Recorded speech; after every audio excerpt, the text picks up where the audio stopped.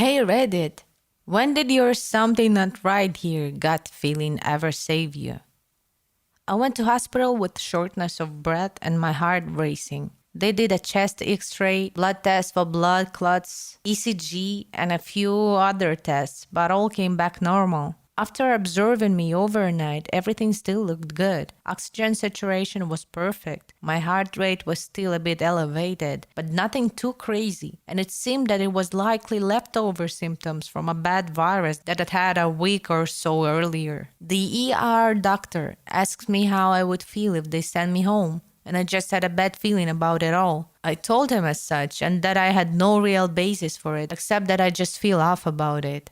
He said, fair enough, let's try one more test, and if that comes back negative, then we'll send you up to general medicine and see if they can track something down. The test was a VQ scan that found, despite all other tests showing no results for blood clots, I actually had a whole bunch of them in both lungs. I ended up with a diagnosis of unprovoking bilateral pulmonary embolism and am on blood thinners for life. Super grateful both for the bad feeling and the ER doctor who was willing to listen to it. EMT here. I was taught if a patient tells you they think something is wrong or they think they are going to die, you need to listen to them. Same for nurses. There is a legit nursing diagnosis called sense of impending doom that is in reference to this feeling. Someone can't explain what is wrong, and there's nothing obvious, but we need to take it seriously. The body somehow feels something wrong when the brain can't find the words. I found this to be very common with pulmonary emboli, heart attacks, and strokes. The body is so weird. I was learning violin when I was about 10 from an instructor of my local music shop. I got the weirdest feeling from him, even though he didn't do anything out of the ordinary. I wanted to vomit every time I looked at him, especially his hands. After 4 lessons, I told my parents that I had a terrible feeling about him, and I never wanted to go back. Luckily, they listened and didn't make me ever go to him again. A few years later, he was arrested for molesting multiple of his students. I have no idea how I knew something was off. He never did or said anything, but I just felt it. There is a very fun road that gets you from Niedendorf to Wacha or back in Germany. You can go 50 or 60 clicks along smooth, tight turns, little rolling hills. All around it for acres and acres are fields of whatever in season and no intersection for several kilometers. It's a very fun road to go too fast on. This day something like wheat was in, and it was high. I couldn't see around the corners, but I knew the road well and was staying in my lane. And I was going fast and smiling. About halfway in, I heard a voice in my head, as clear as if the speaker was sitting next to me, and it said, "You need to slow down." It was startling, and I braked immediately.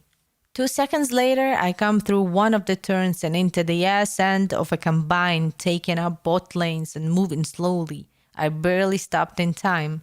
Those extra 2 seconds of brake time saved a Volvo at least, but I'm pretty sure they saved my life too.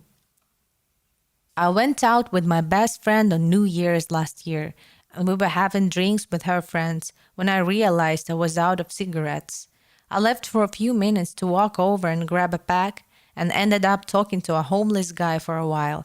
And when I went over to the entrance of the bar, she was outside and said something mean to me for no reason and walked off. I was confused, so I decided it would be good if I took a walk to let her cool off and then figure out what she was upset about. I was going to walk down the street for a bit, but something told me to turn left, walking behind the bar and then turning to the side of the bar when I see a girl laying down on the sidewalk and people walking by her. As I'm walking over to help, I realize it's my friend and she's not very conscious.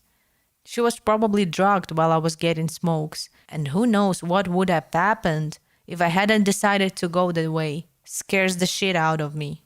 So it technically didn't save me. It would have. Anyway, a couple months after my 10th birthday, we went on a family vacation to visit my dad's side of the family. They lived a state away. My mom was about 6 months pregnant with my only baby brother at the time. We got to our hotel at about 2, And by 3, we decided we wanted to make the most of the day and go to the aquarium. I got fully dressed and ready to go, and suddenly I was hit with this crippling feeling of dread. At that age, I'd never experienced anything like it. Pure anxiety. But I just fucking knew if we waited 5 minutes, I would be fine. I tried telling my mom this, and she was having none of it. I even tried to just stall her by begging. Nope. Got dragged, not literally, out of the hotel and into the car. We pull out of the parking lot and get T-boned. So hard we do a 180 into oncoming traffic. As soon as we all realized we were okay, I was like, yep, there it is. I've never let either of them forget it either. Forgot one. About 10 years ago, working security at a site about 50 miles from home, got off shift at midnight and didn't bother to change out of uniform because I was only going to stop for gas. 2 stations in the town I was working in were open after midnight, but it slipped my mind as I drove past the first one. Pulled into the other, same brand, same gas price, same sort of dump entirely. I just didn't like something about it. Nobody else around but the clerk that I could see, but I decided to go back to the other one. Topped off and headed back out of the town, I get close to that station again. 3 city cop cars, 2 deputies, and a state trooper are outside, blocking the road with guns drawn. Turns out a city cop walked in on a robbery. Dude put a bullet in his vest, and the store owner knocked the robber out cold with a bat before the cop could recover enough to get his gun out. That would have been me, in a uniform with a nice shiny badge, but no body armor. Not me, but my mother saved my grandfather's life when he had a stroke in his chair in their living room. We had all started to walk around the development when my mother, after about 50-75 meters from the house, said, "I'm going to go back and check on Dad."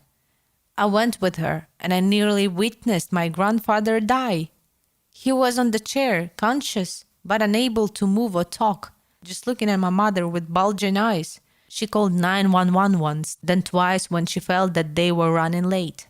Ambulance came, got him on the stretcher, but it was too wide to fit out the door. We ended up tearing the door frame off to get him out. Because he was conscious, he actually remembers the ride to the hospital.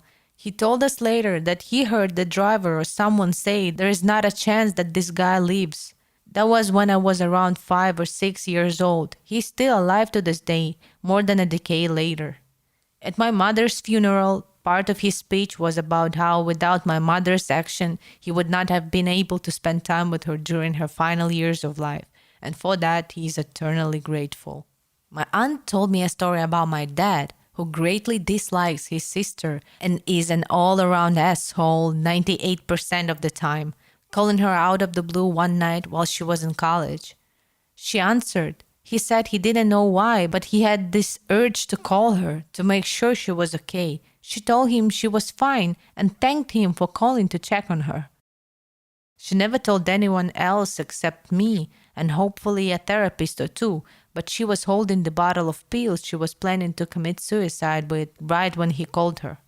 20-some years later, and she's very happy with her decision to leave.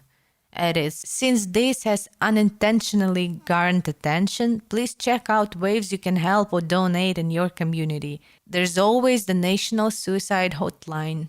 Also good to know, community services boards often have a mental health development with paid employees working their crisis hotline mental health services line during business hours, and volunteers outside of that who can work with you to get the help you need. If you or someone you know has suicidal thoughts or struggles with substance abuse, please check the resources available to you. They can guide you through the process, give you information, help you call in a wellness check, direct you to other community resources such as shelters and safe homes, etc. 5 years ago, I was one of the employees on the other end of the phone. Not a day goes by that I don't remember the people who were saved by reaching out, as well as the people who I failed to help. If you're struggling and think you'll be a burden to those lifeline workers, Please know you'll live in their memories as a success story forever. We draw strength from your strength. Reach out, get help.